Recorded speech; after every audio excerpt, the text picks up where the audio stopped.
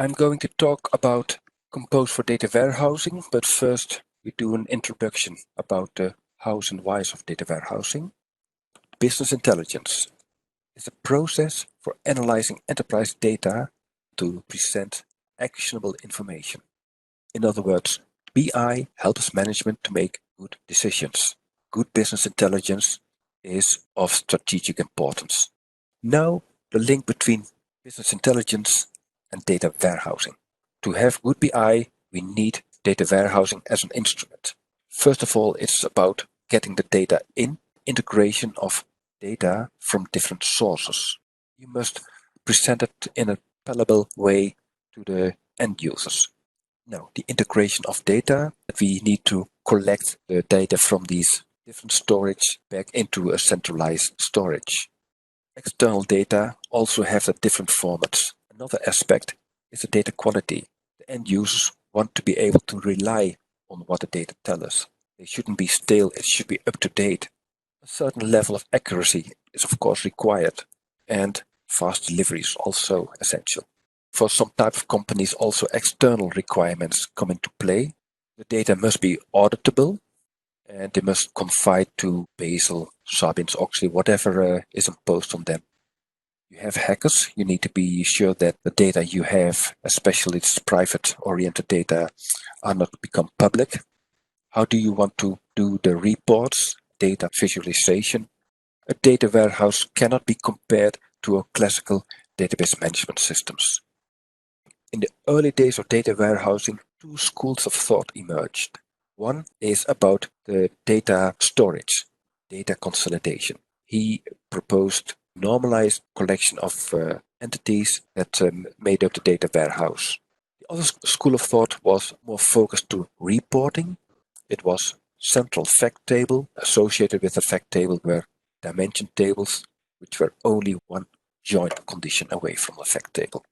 Compose for data warehouses unites these schools of thought. We have one data warehouse, one enterprise storage, and two types of tables for each entity, and the satellite tables, where the satellite tables hold the history of the objects. Data marts, fact tables, and dimension tables. So we have it both. Modeling a data warehouse, we work with entities. We have, for example, a customer entity.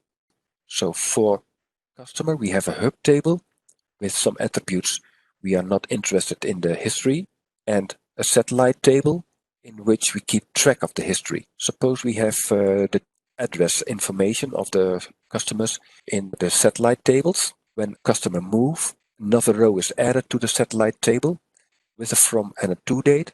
So we know for every instance in time what the address of the customer was. The data marts.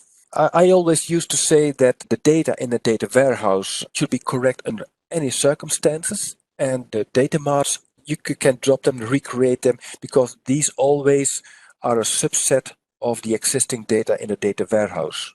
You can say that I only want to have data in the data mart that are current. So you can make all kinds of sub-selections. For example, you can create data marks only targeted for one particular country or perhaps two countries. So you can filter data out from the data warehouse, which contains all the tables. A data mark is disposable. You can throw it away and regenerate it again, or you can create a second one to get the data into the data warehouse. The term often used in this is the ETL. It's about extracting, transforming, and loading. Compose for data warehouse has one magnificent candidate for the extraction, and that's replicate. The transform, it's about transforming, repairing, or rejecting data. That is done by Compose, and after the transformation, the data end up in the data warehouse. Information out, we discussed it a little bit. The data mart are the presumed data interfaces to the end users. Data interface is in fact the data mart.